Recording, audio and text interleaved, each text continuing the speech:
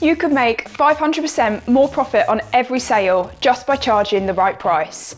Watch this video to find out how. If you are looking to sell products for the first time or perhaps extend your existing range, have you ever asked yourself how you know if you're charging the right price? And if you try to do some research, there's a lot of jargon out there about pricing strategies. But this information tends to be aimed at big businesses. But as a small business, you probably don't have a highly skilled and dedicated pricing team, and most likely you don't have an economics degree to cut through all of the jargon either. So what happens is most businesses end up making one of these two mistakes when it comes to pricing their products. And mistake number one, believe it or not, is to just pluck a number out of thin air. You'll just say, hey, £15 sounds like a good price to charge for this product, and away you go, the price becomes £15. And if you're cringing because that's something that you've done, don't worry, you're not alone. A lot of people have made the same mistake too. So keep watching and we'll figure out a better way forward for you. Now, mistake number two is to use the cost plus method. And this is where you work out all of your costs associated with the product and then you add on an amount that you would be happy with for your profit. And this becomes the selling price. Now, this is much better than mistake number one because at least you can guarantee that your costs have been covered.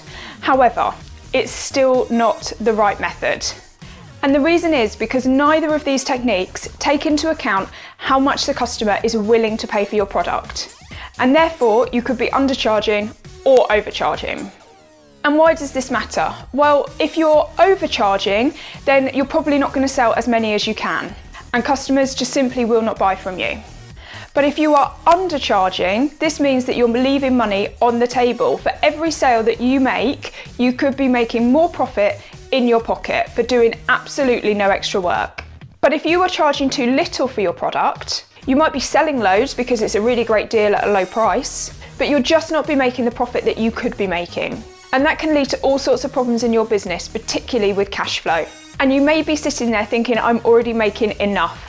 But why would you not want to make more for doing exactly the same amount of sales and work? So it's a no-brainer. Make sure you stay tuned. And to overcome this problem, we need to find that sweet spot in the middle, where the price is maximising the quantity and profit that you're selling for. So to explain that a bit better, imagine that you're selling a board game that costs you £8 to make. If you sell that board game for £10 and you sell 10, you're making £2 per game or £20 in total. Now, that seems like a lot of work for not much profit. So on the other end of the spectrum, what we could do is we could sell the board game for £100 and make £92 profit for selling just one game. But because of the ridiculously high price, we're only going to have one customer buy from us. And as I said, what we want to do is find that sweet spot in the middle. So imagine if we had a sliding scale and we slid the price down to, say, £40 per board game, we'll be making £32 per each sale. And if 4 people bought that game, that would be a profit of £128. So you can see that the best selling price to maximise the profit that we're making is not necessarily the highest, and it's usually definitely not the lowest. Well, what is the solution to finding that sweet spot for your pricing? Well, I recommend that you use the cost plus profit plus value method. And what do I mean by that? Well, we heard earlier that the cost plus is the cost that it costs you to make the product plus the profit that you want to make. But I'm also suggesting that you add the value on. And what do I mean by value? Well, the value is the amount of money that your customer will pay for working with your brand and your level of service. So we take the cost plus method and add on an amount that we think the customer is willing to pay for buying from you. Now let me give you a great example of this in the real world. So this product here, we can buy this from Amazon at £7.99. And I can also get in my car and go just 1 mile down the road to the high street and buy this for £1.49. So the price is like 500 times higher from Amazon, but I still buy from Amazon and I am ecstatic with my purchase because I haven't had to leave my sofa, I haven't had to go out in the rain and the cold and walk around this shop to find the product that I want. So the price that I'm willing to pay for the product alone is £1.49. But the extra service that Amazon can offer me, the value that they provide to me as a customer, is worth so much more than that product.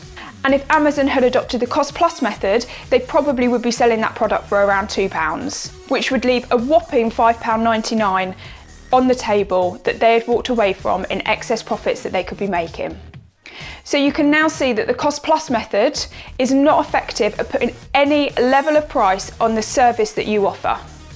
Now, the better the service, the more you can charge. It's as simple as that, and customers will pay. And because every customer that transacts with you gets the same level of service and the same value add, you charge that on every single sale that you make. So you really need to make sure that your business has got a competitive edge and that you are doing something different or better than your competitors. Now, there are two different approaches to finding your competitive edge depending on whether your product is exactly the same or just similar to your competitors. So if your product is similar but not identical, then I would always recommend trying to find a unique selling point in the product itself. So it might be that your product is more environmentally friendly or that it's better quality than your competitors. But if you're selling exactly the same product, so your brand, your product is identical to something else that your competitors sell, then the only way to really differentiate is on service. So you need to do something like providing extended warranty or a quicker delivery, or your customer service needs to be better. Now, it is a competitive edge to say that your product is the cheapest in the market, but in reality, this is the most difficult to pull off of all of them. And the reason being is something called the prisoner dilemma. And essentially what this means is there's never a winner. So if you want to be the cheapest product in the marketplace, you have to drop your cost. You have to make less profit than your competitors are making. So the only opportunity for your competitor to compete on you as price is to drop that price lower further. And then again, the only way that you can win that business back is to drop your price, and your competitor will then drop their price. So you end up in this constant downward spiral of lower and lower prices because somebody wants to be the cheapest. And in this scenario, there's simply no winners. And how do you know if you're getting your pricing right? Well, unfortunately, there is no way that you can know for sure. So you've got to accept that, but you can measure your numbers, measure the results, measure your profit, measure your sales, measure the quantity that you're selling, measure your customer service levels. And that will give you a really good indication of whether your pricing is moving in the right direction or the wrong direction.